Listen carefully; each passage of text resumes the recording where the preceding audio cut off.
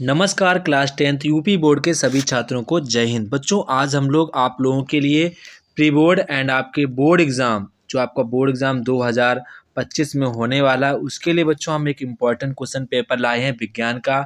बच्चों एक question paper में आपको सभी के सभी इम्पॉर्टेंट क्वेश्चन ही देखने को मिलेंगे, तो आप सभी लोग इस क्वेश्चन पेपर को अच्छे प्रकार से रिवाइज करना है ताकि यहाँ पर आपको ये पता चल सके कि आपके बोर्ड एग्ज़ाम में लगातार किस प्रकार के प्रश्न पूछे जा रहे हैं और आप लोग उसी प्रकार की तैयारी करनी है, उसी प्रकार के आपको क्वेश्चन याद करने हैं। कौन कौन से आपको रिएक्शन पर ज़्यादा फोकस करना है और कौन से बायोलॉजी क्वेश्चन में आपको ज़्यादा फोकस करना है, कैसे आपको लिखना है, क्या करना है क्या नहीं करना है, आपको A to Z यहाँ पर जानकारी बताएंगे क्वेश्चन के साथ साथ। ठीक है बच्चों, तो बच्चों यहाँ पर सबसे पहले आपको परीक्षा में बहुविकल्पीय प्रश्न देखने को मिलेंगे। तो बच्चों यहाँ पर सभी बच्चों का ये टारगेट होना चाहिए कि हमारे जो MCQ है ना वो सारे के सारे सही होने चाहिए। अगर किसी भी बच्चे के सारे MCQ सही हो गए तो बच्चों वो बच्चा आपसे ऑटोमेटेड आगे हो जाएगा। तो ये आपका ये बच्चों टारगेट होना चाहिए कि हमारे 20 आउट ऑफ 20 MCQ एकदम से सही होने चाहिए। अगर किसी बच्चे को MCQ में थोड़ा सा भी डाउट लग रहा है तो कृपया करके आप उस पर टाइम वेस्ट ना करें। अंतिम समय में जब आपका पेपर अंतिम समय पर हो तो अपने किसी प्रिय फ्रेंड से वहाँ पर MCQ पूछ सकते हैं सारे से, ऐसा इतना वहाँ पर चलता है। ठीक है, तो थोड़ा सा आपको MCQ पर ध्यान देना पड़ेगा बच्चों अपने नंबर्स के लिए। तो MCQ पर ज़्यादा फोकस करना है क्योंकि यहाँ पर गलत तो गलत सही तो सही। ठीक है, तो इस पर आपको ध्यान रखना है बच्चों। मैं आपको छोटे भाई के जैसे बता रहा हूँ, आप MCQ को गलत नहीं होने देना है। ठीक है, पहले तो बच्चों हम लोग MCQ को सॉल्व कर लेते हैं, इसके बाद हम लोग क्वेश्चन की ओर बढ़ेंगे।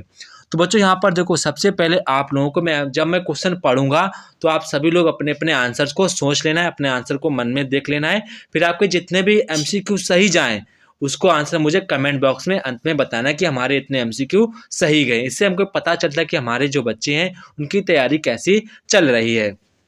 तो बच्चों यहाँ पर देखेंगे सबसे पहले आपसे क्वेश्चन कह रहा है किसी उत्तल लेंस के सामने 2F और अनंत के बीच कोई वस्तु रखी है तो उसका जो प्रतिबिंब है कैसा बनेगा। तो बच्चों उसका प्रतिबिंब कैसा बनेगा, तो उसका बच्चों प्रतिबिंब बनेगा वास्तविक, उल्टा और वस्तु से छोटा। तो जिन भी बच्चों ने ये क्वेश्चन मन में लिया था कि ऑप्शन नंबर ए सही होगा तो बच्चों के लिए थम्स अप है हमारी तरफ से। तो यहाँ पर हमारा ऑप्शन नंबर ए वाला करेक्ट आंसर हो जाएगा।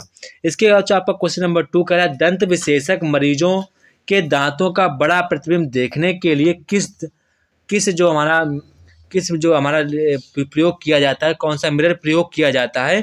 तो कौन सा किया था आप सभी लोग आंसर सोच लीजिएगा, कौन सा किया जाता है।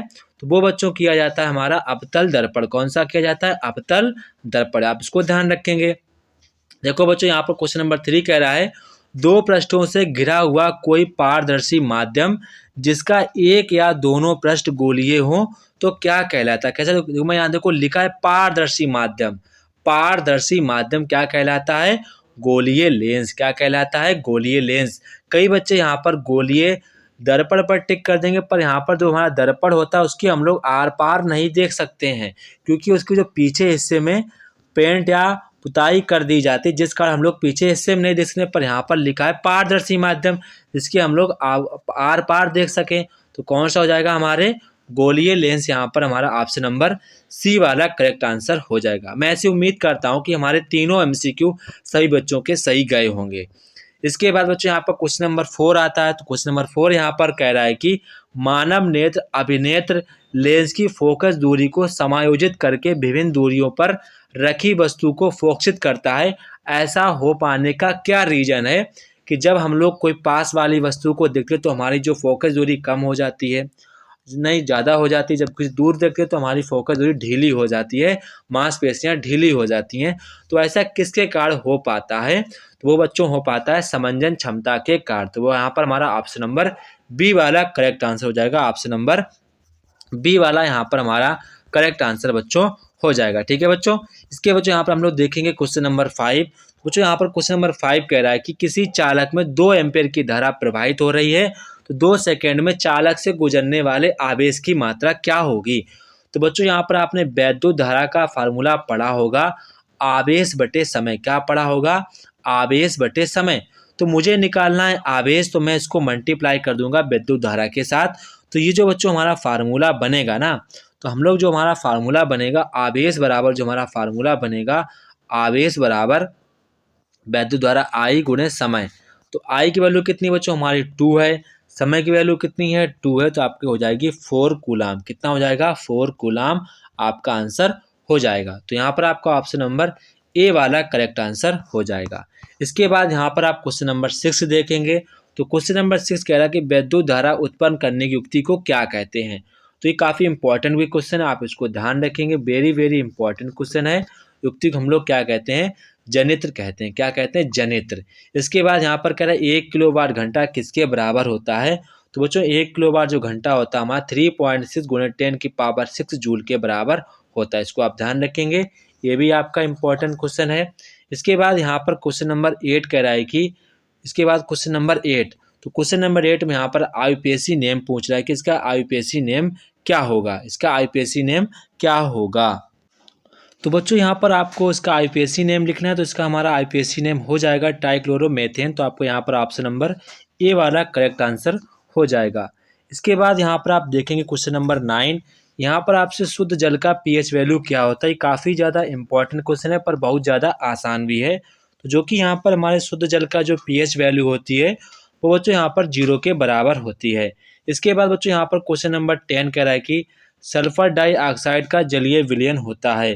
तो यहाँ पर आपसे पूछा कि जो हमारा सल्फर डाइऑक्साइड होता है उसका जलीय विलयन कैसा होता है, ये आपसे यहाँ पर पूछा। तो बच्चों यहाँ पर सल्फर डाइऑक्साइड का जो हमारा विलयन होता है वो अम्लीय होता है। कैसा होता है अम्लीय होता है। इसके बाद क्वेश्चन नंबर यहाँ पर 11 कह रहा है कि एसिल्डिहाइड का आईयूपीएसी नेम क्या होता है। तो बच्चों यहाँ पर एसिल्डिहाइड का जो हमारा आईयूपीएसी नेम हो जाएगा वो यहाँ पर हमारा हो जाएगा एथेनल। क्या हो जाएगा एथेनल। इसके बाद यहाँ पर क्वेश्चन नंबर 12 कह रहा है कि जो हमारी नियॉन होती है वो कैसी गैस होती है। तो नियॉन जो हमारी होती है अक्रिय गैस होती है। इसके बाद क्वेश्चन नंबर यहाँ पर 13 कह रहा है कि निम्नलिखित में से कौन सी धातु अम्ल से हाइड्रोजन विस्थापित नहीं करती है। तो ये काफ़ी ज़्यादा इंपॉर्टेंट क्वेश्चन, आप इसको ध्यान रखेंगे बच्चों। तो कौन सी ऐसी हमारी धातु होती है जो हाइड्रोजन से क्रिया करके हाइड्रोजन को मतलब कि धातु के साथ क्रिया करके हाइड्रोजन गैस मुक्त नहीं करती है, वो हमारी होती है Cu। कौन सी होती है Cu होती है। इसके बाद यहाँ पर आपसे बायोलॉजी से संबंधित क्वेश्चन पूछे जाएंगे। तो यहाँ पर कह रहा है खनिज लवणों का अवशोषण होता है। तो खनिज लवणों का अवशोषण होता है किसके द्वारा होता है जड़ों द्वारा, रूट्स के द्वारा होता है। तो यहाँ पर आपका ऑप्शन नंबर ए वाला करेक्ट आंसर हो जाएगा। ठीक है। इसके बाद क्वेश्चन नंबर यहाँ पर आप देखेंगे 15, ग्लाइकोलाइसिस का अंतिम उत्पाद होता है। तो ग्लाइकोलाइसिस का जो हमारा अंतिम उत्पाद होता है वो पायरुविक अम्ल होता है। कौन सा होता है पायरुविक अम्ल होता है।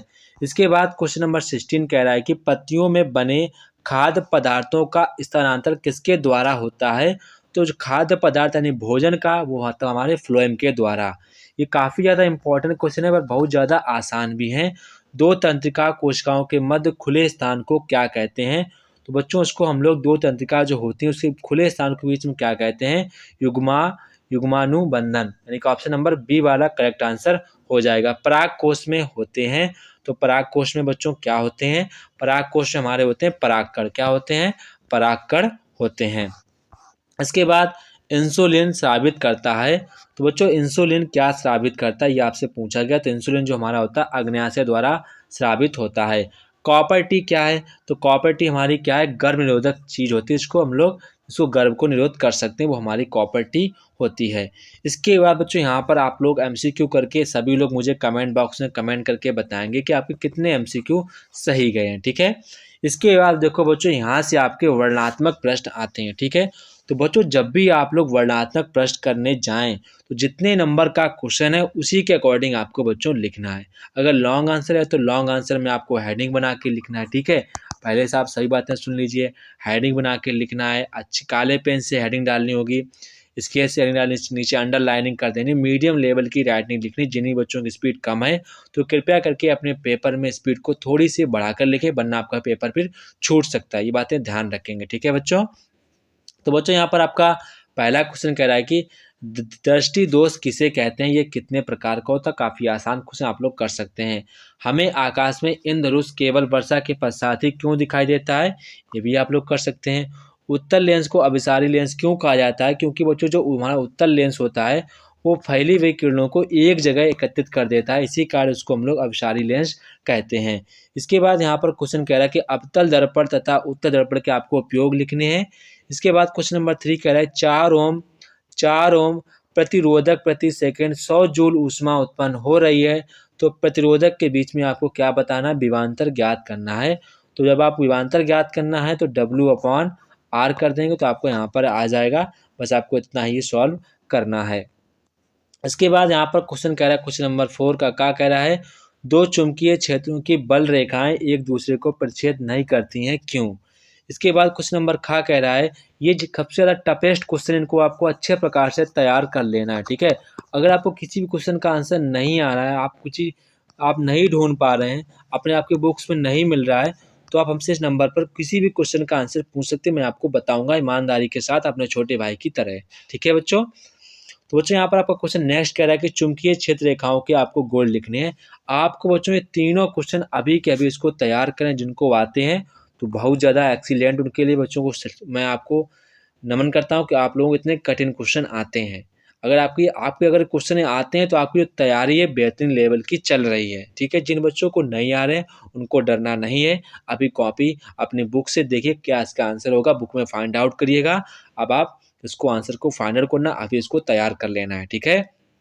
इसके बाद अथवा में बच्चों आपसे कह रहा है कि अथवा में अगर आप ये नहीं कर पाते हैं तो नीचे वाले भी कर सकते हैं। प्रतिरोधों का संयोजन कितने प्रकार का होता है, 3 प्रतिरोधों को समांतर क्रम संयोजन में स्पष्ट करना है, मतलब आपको फार्मूला उसका स्पष्ट करना है। 1/R बराबर होता है R1 1/R2, या आपको फार्मूला को प्रूव करना है।